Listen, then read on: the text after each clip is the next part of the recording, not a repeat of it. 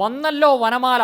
എന്താ വരാത്തതെന്ന് നോക്കിയിരിക്കുമ്പോഴായിരുന്നു അയ്യോ കേരളത്തിലെ സമാധാന അന്തരീക്ഷം ഇതാ തകരാൻ പോകുന്നു, ഇസ്ലാമോഫോബിയയുടെ അഭ്രവാളിയിൽ ആവിഷ്കരണം എന്നൊക്കെ നിലവിളിച്ചുകൊണ്ട് ഡിവൈഎഫ്ഐ വന്നില്ലല്ലോ എന്ന് കരുതിയിരിക്കുമ്പോഴാണ് ദി കേരള സ്റ്റോറിയെ എതിർത്തുകൊണ്ടുള്ള പോസ്റ്റ് കണ്ടത്.